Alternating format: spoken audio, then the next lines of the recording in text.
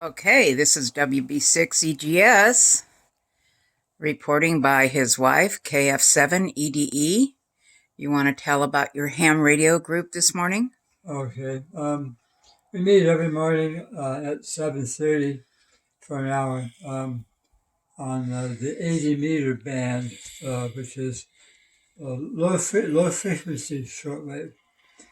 And this morning we had unusual conditions that is caused by solar activity, but the signals were really good for one moment and then almost gone the next, and just varying all over the place. It was Okay.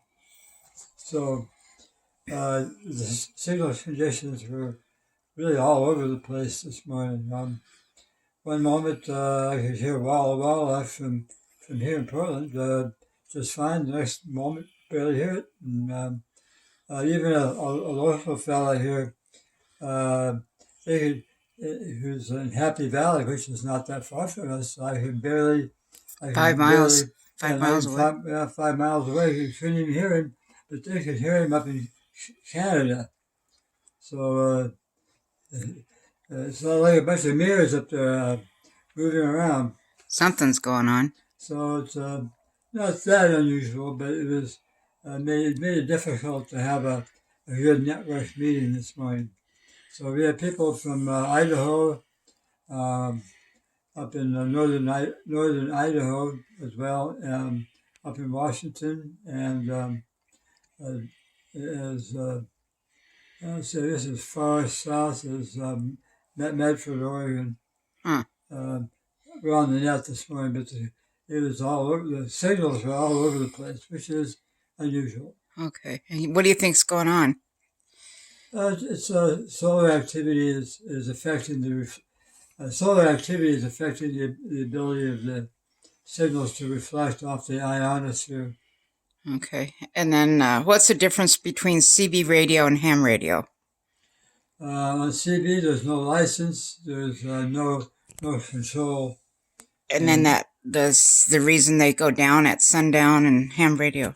Well, there's a if you know anything about shortwave radio, or just radio at all, it's a teeter-totter. It's like this. And the teeter-totter is at 7 megahertz, which is right in the middle of the shortwave band. So the signals teeter-totter day and night with that pivot at 7 megahertz. So AM radio is over here, and CB is over here. So during the day, the signals on AM radio are just local. All you hear is AM stations from near here. And on CB, during the day, you get signals from far, far away. It reflects a lot during the day. But that teeter-totter then shifts at night. And at night then you can hear AM broadcasts from all over the nation, from all over everywhere. There's long distance. You hear far away on AM radio at night. But during that night, the CB radio is only local, just local stuff. And that's why it calls skip. And it bounces off the ionosphere or atmosphere. That's called skip. Yeah. Well, thank you. Okay. Oh, can you just give a little talk about Don's chorus? Don's chorus is, of course, refers to birds singing when the sun first, or when the light levels come up, then the birds start singing. That's called Don's chorus. But there is another Don's chorus that's electronic. There's as the sun, as the rays of the well, it's actually not the sun rays as much as the particles that are emitted by the sun. As soon as they hit the atmosphere, just before dawn, it causes the particles in the atmosphere to spin. Huh.